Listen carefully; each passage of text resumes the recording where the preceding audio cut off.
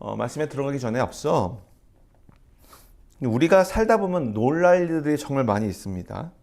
특히 그리스도인으로서 사는 인생에 놀랄 일이 아주 종종 벌어집니다. 우리는 이런 순간 외치는 말이 있습니다. 무엇이라고 외칩니까? 할렐루야, 하나님의 은혜입니다. 하나님 감사합니다.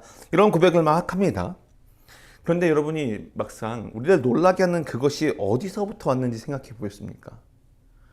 뭔가 놀랄 일이 생겼다는 거예요.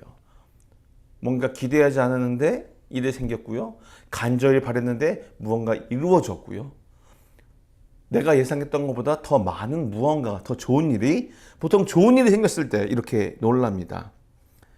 그래서 이 질문에 그 놀람이 어디서부터 왔습니까? 라고 묻는 질문에 우리 그리스도인들은 또 주저함 없이 하나님이요, 성령님이요, 예수님이요 이렇게 대답을 할 것입니다. 매 순간 이렇게 놀라운 일들이 우리 삶에서 일어나기를 기다리는 그런 그리스도인들로서 우리에게 오늘 말씀이 한번 잠깐 멈춰서서 예수님은 어떻게 바라보실까라는 마음으로 생각해보는 시간이 되었으면 좋겠습니다. 잠시 저희의 이야기를 해보고 싶습니다. 미국에 와서 영주권이 진행되던 순간이 있었어요. 영주권이 진행되는 과정 중에 좀 난관이 있었습니다. 생각지도 않던 일이 벌어졌고 그래서 뭔가 늦춰지는 것 같았어요. 그런데 결과적으로는 엄청나게 빨리 잘 받게 되었습니다.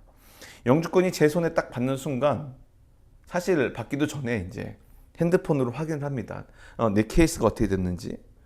어프로브 됐다는 케이스의 그 업데이트된 내용을 보자마자 아직도 저는 그날이 기억이 납니다. 토요일 아침이었어요. 얼마나 믿기 어려웠던 그 감격이 정말 핸드폰을 다시 보고 새로 고침을 또 눌러보고 얼마나 감사를 드렸는지 모릅니다. 그리고 얼마 후 실제적으로 그 카드가 제 손에 도착했을 때 할렐루야 하나님 감사합니다라고 감격의 눈물을 흘렸던 것이 제 기억에 아직도 있습니다. 그로부터 몇 달 후 유학 초기 시절부터 알던 분에게 전화를 받았어요. 근데 그분과 전화를 통화하면서 저는 숙연한 마음을 갖게 되었습니다. 과거 제가 매우 힘들고 어두운 터널을 지나던 그 순간의 날들이 오히려 하나님께서 미리 예비해 주셨던 방법이었다는 것을 깨달았어요. 또 그 순간, 그 힘들었던 터널의 시간을 지나는 그 순간 하나님께 감사하지 못했고 하나님께 원망하던 제 모습이 너무 부끄럽더라고요. 즉, 이 영주권이라는 한 케이스, 저에게 기쁨을 줬던 그 케이스, 하지만 제가 알지 못했던 그 순간, 오히려 제가 불평하고 하나님 앞에 힘든 마음을 가졌던 그 순간이 나에게 가장 큰 기쁨을 준 어떤 그 징검다리 역할을 해서 제가 알지 못했던 그 순간들이 하나님께 오히려 숙연해지며 또 다른 형태로 감사가 나왔습니다. 즉, 환호하며 감사했던 것이 아니라 고개가 숙여지더라고요.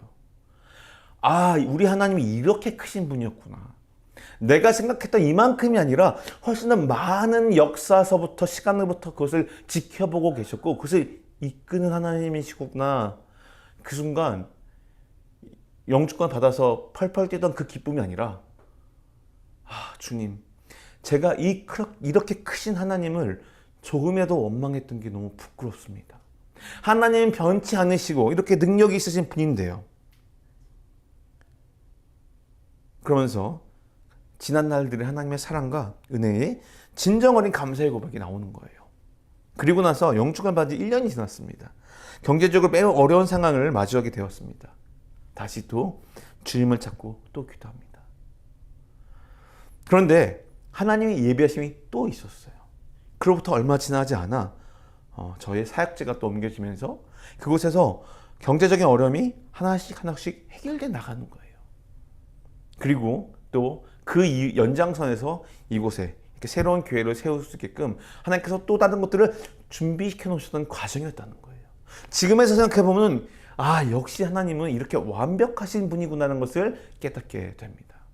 그런데 그렇게 힘든 순간, 경제적으로 어려운 순간 아무 생각이 들지 않더라고요. 아, 이거 어떡하지? 그 당시는 아이가 둘밖에 없었기 때문에 이 두 아이들을 어떻게 키우나? 하나님, 나를 왜 목회자로 부르셔서 이런 일이 벌어지는 걸까? 그런데 지나고 났더니 그 순간이 있었기 때문에 이러한 순간이 있구나 하는 것을 알게 된다는 거예요.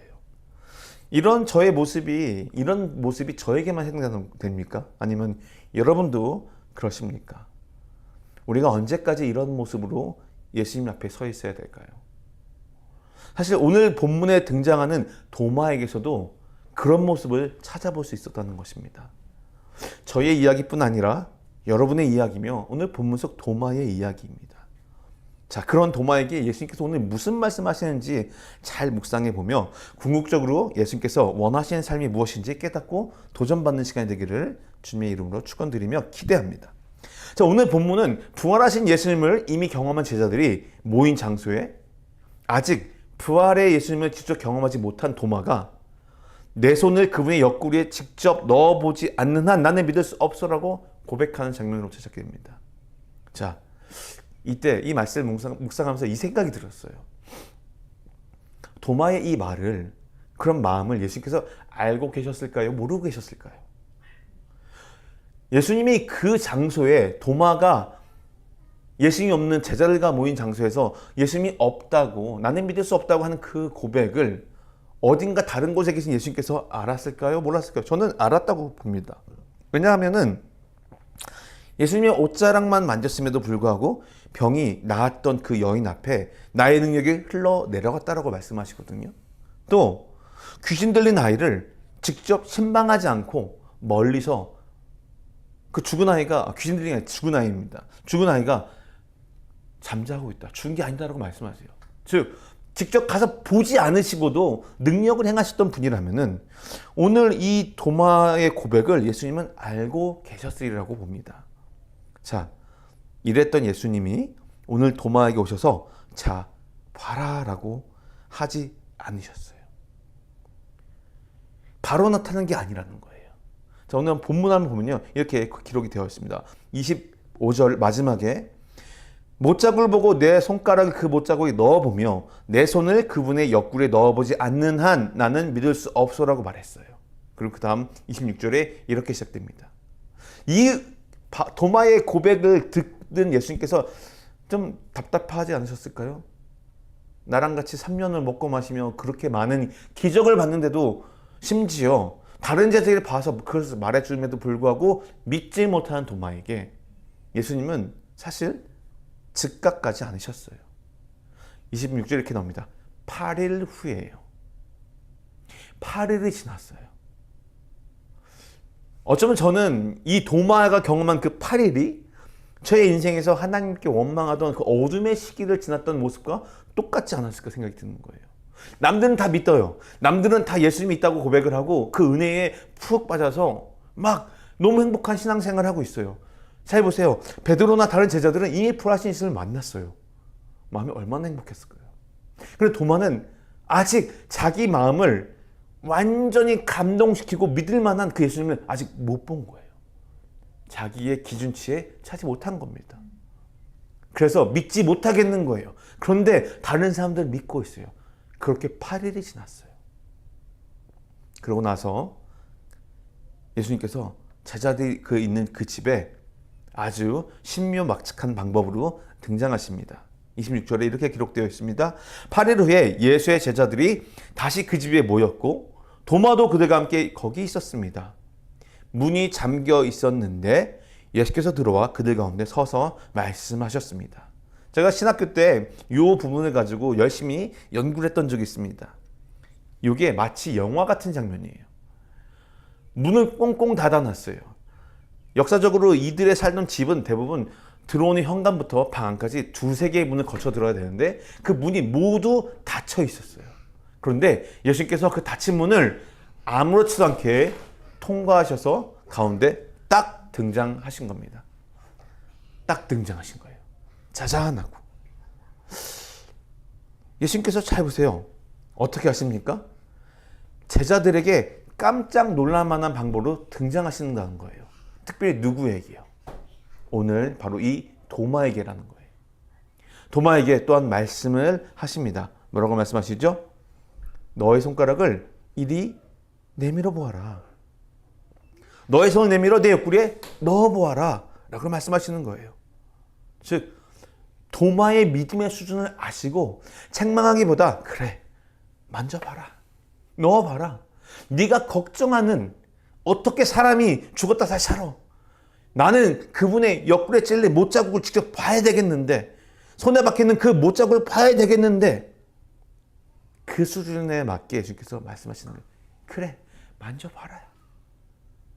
그러고 나서 말씀하세요. 그리고 믿음 없는 사람이 되지 말고 믿는 사람이 되라요. 어떻게 해요? 보지 않고도요. 너는 나를 보았기 때문에 믿느냐? 보지 않고 믿는 사람이 복이 있다는 거예요.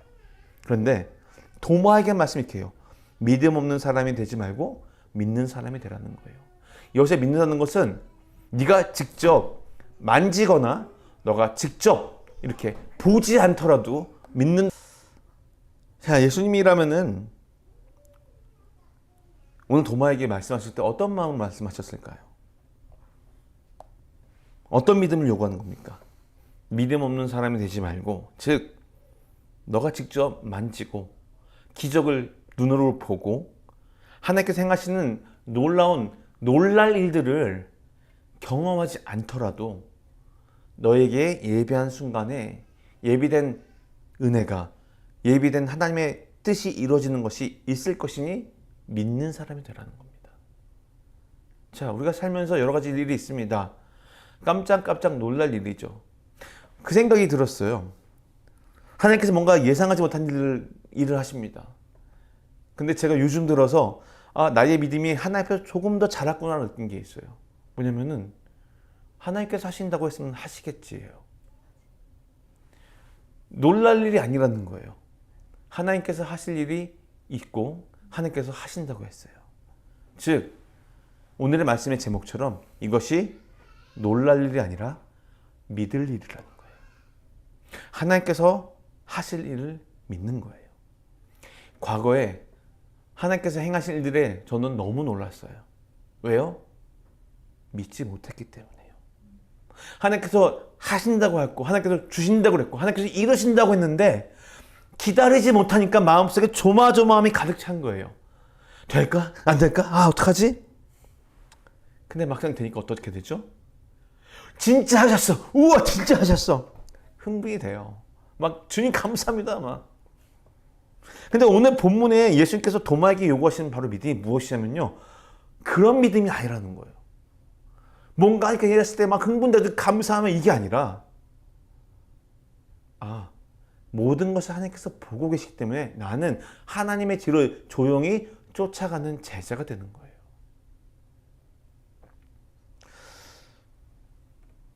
베드로도 예수님의 그 부활을 경험하기 전에는 마음이 늘 열정이 앞섰고 말이 앞섰고 행동이 앞섰고 무슨 일이 벌어졌을 때마다 항상 흥분을 감추지 못했었어요. 그런데 예수님께서 부활하신 그 이유를 경험해 보면은 그 이후에 베드로는 이제 더 이상 그렇지 않습니다. 흔들림 없는 믿음을 가지고 그가 살아가며 사역에 있다는 거예요. 말씀을 맺겠습니다. 예수님께서 우리에게 주시는 은혜는 매일매일의 삶을 충분히 기쁨과 감사로 바꿀 수 있게 해주십니다. 그런데 이런 우리의 삶에 늘 꽃길만 있을까요? 결코 그렇지 않다는 거예요. 왜 그럴까요? 그 꽃길이 아닌 자갈밭길, 가시밭길 같은 길을 걸으면서도 여전히 흔들림 없는 믿음의 모습이 하나님을 영광 돌리는 모습이라는 거예요. 오늘 도마에게 예를 들면은 비록 그가 직접 보지 못했어도 하나님께서 말씀하셨던 거기 때문에 예수 그리스도께서 장사한 지 사흘 만에 부활하신다고 약속하셨기 때문에 믿었다면은 도마는 믿음의 칭찬을 받았을 것 같아요. 그런 모습이야말로 우리가 믿고 있는 하나님은 우리에게 유일한 소망이고 그 어떤 다른 것으로 대체할 수 없는 수많은 신들 중에 유일한 신이라는 것을 우리 삶을 통해 나타내는 것이라는 거예요. 우리의 삶을 통해 하나님을 높이는 것이야말로 하나님께서 받기 원하시는 영광입니다. 그러한 믿음의 모습 속에 예수님의 칭찬이 있을 것 같아요. 아, 나의 그 십자가의 보혈이 결코 헛된 것이 아니구나. 내가 이 죄인인 너희를 내 피로 구원했는데 이제 그 구원받은 값을 하며 살고 있구나.